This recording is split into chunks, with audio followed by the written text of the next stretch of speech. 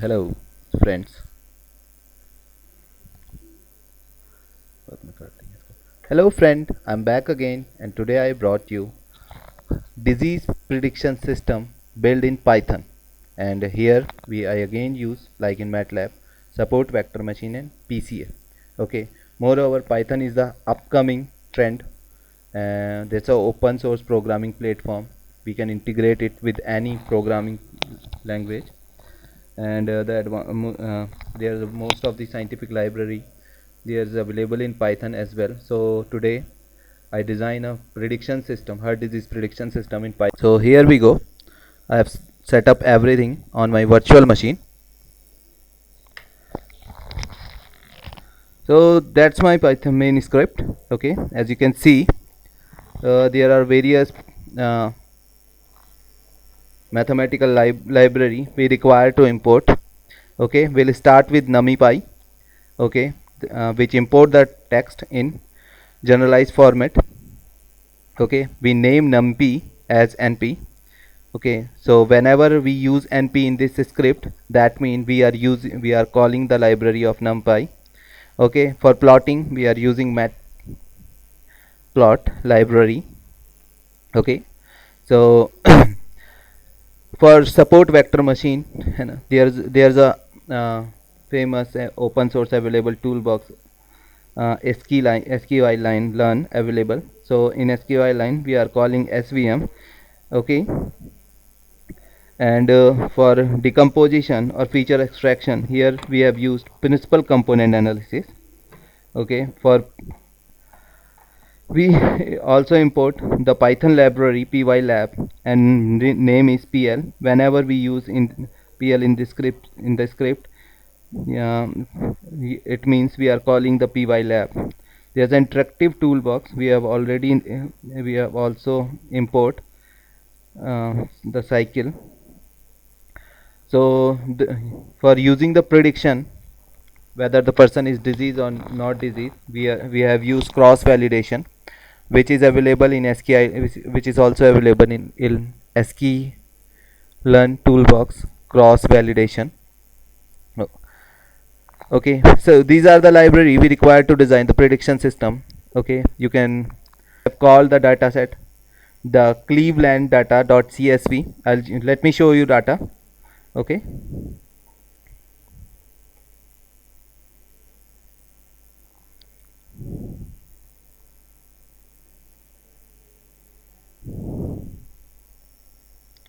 so this is the available data set. It has 13 attribute, and these are the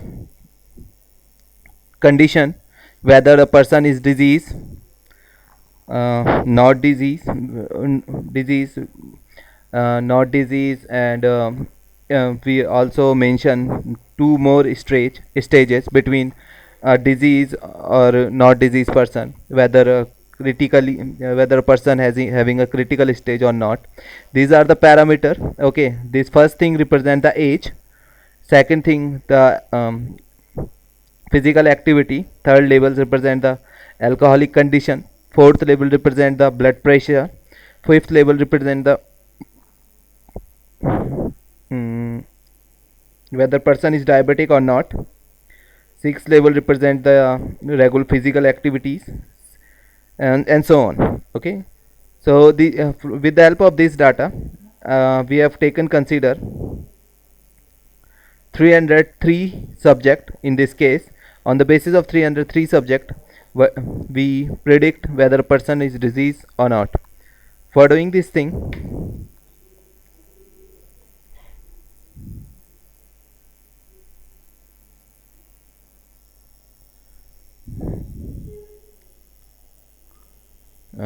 let me back again. So as I already told you in my previous video lecture how the machine learning works, basically machine learning having some instances. Let me clear this thing to you. Let me open the data set again. Okay, so suppose these are the instances. Okay, on the basis of these instances we can say whether a person is disease or not. Like talking about the first case, likewise, like if the person age is 63, it is having the physical activity level 1, it is having the cholesterol level 1, it is having the BP blood pressure at 145, it is having the diabetes level 233, and so on so on. Corresponding to these attribute, we know the person is healthy. Okay, at the same time, meanwhile, a person age is around 67, it is low physical activity, and so on so on so on. And finally we can say the person is closer to disease person. Okay, it is having 2 level close to the heart disease.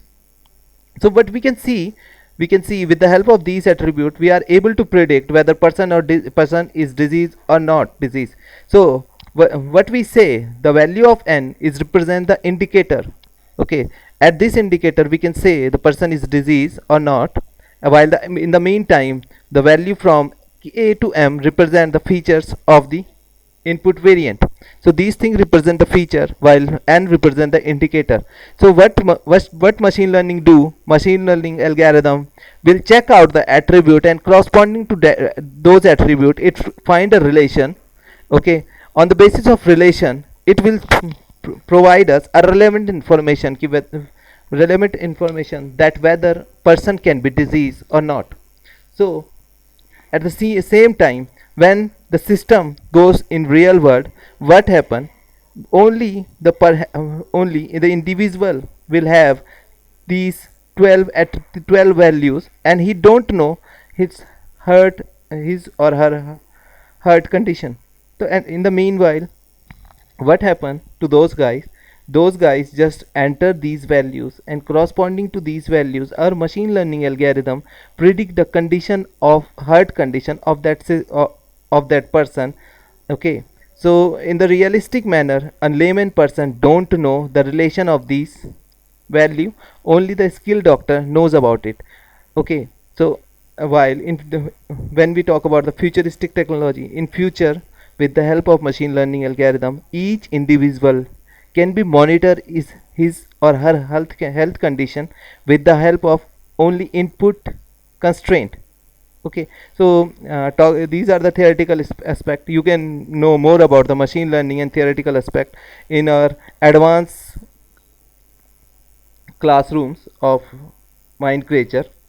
Okay, so come back to the programming. Okay, so here what we do, we have the feature data set, like here the feature data set from 0 to 12th column.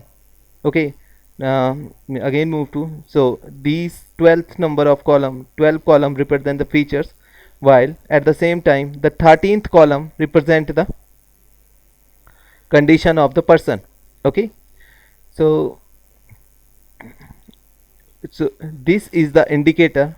I stored these indication at y. Okay, now here we have we just give the numerical value and label the data. Okay, so y stands indexing print y. So till I'm just going to run these lines of codes in Python, and really want you to show what happened when we run this program.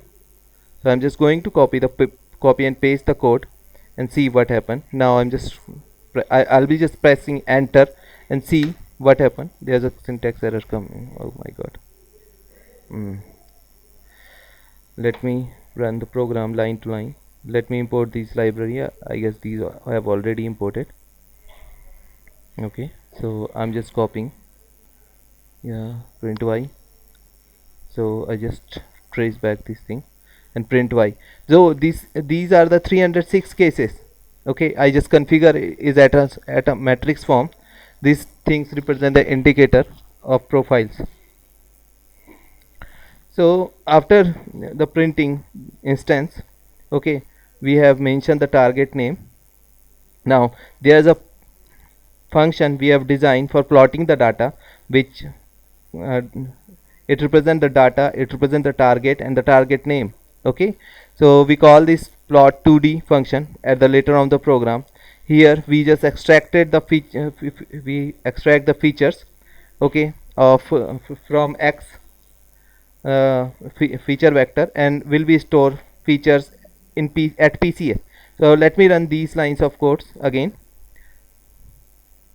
Okay, and I'll show how it works. So here the features get stored in xnew. Let me show you the feature. Okay, print x underscore new. So instead of we just diminish the size of features. We were having previously 12 column. Now feature is get diminished in 2 columns. Okay, these are the features value. Okay, and the process we call the feature extractor. This PCA is quite famous feature extractor as it work in eigenvalue and eigenvector. Okay, and we'll tell you about the eigenvalue and eigenvector in the next session. In the meanwhile, we just go move forward so that the you can save the time. And let's suppose what I'm going to do, I'm going to plot the features with respect to y and the target name. Okay, so let me, I have already given the definition of this function above the. Okay, what I'm going to do, I'm going to call plot 2d.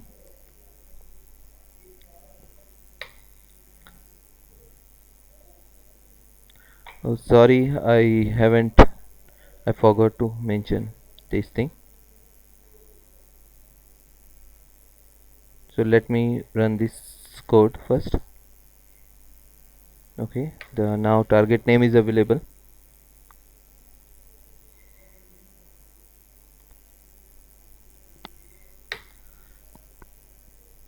So we won't be able to say anything. Let me show.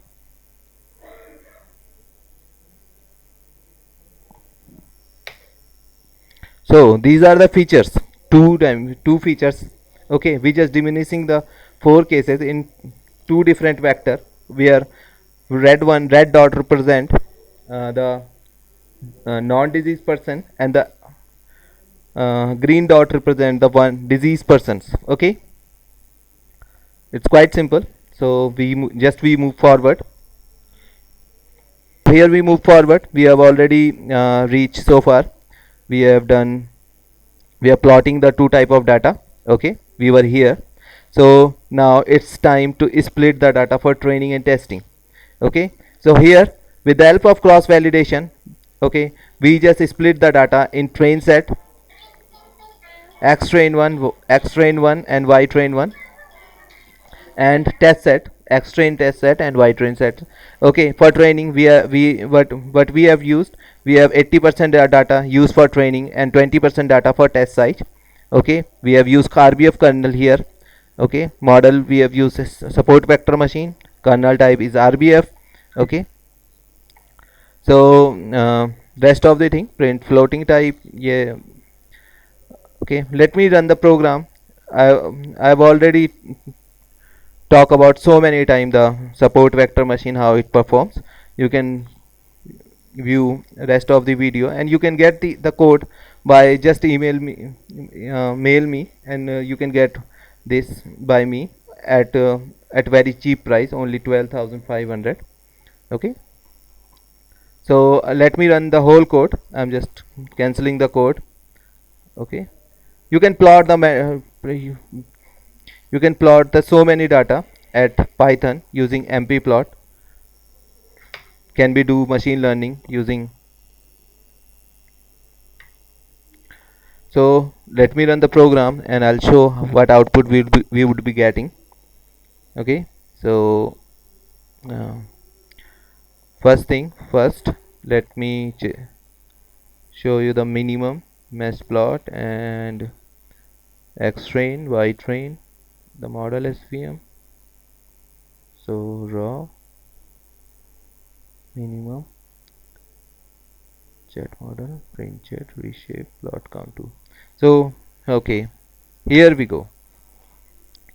So my friend, as you can see, our support with the help of support vector machine, though the accuracy haven't reached so far, but yeah, somehow it is able to manage. The green line represent the non-disease person and the yellow one represent the diseased person, and these are the separation point we have obtained using principal component analysis and support vector machine. Okay, and somehow at this time the hyperplane is not so clear, but in future, okay, by the meantime, on the next lesson I will show how you will be able to increase the accuracy of support vector machine in Python, as I have done this thing in MATLAB already. Okay,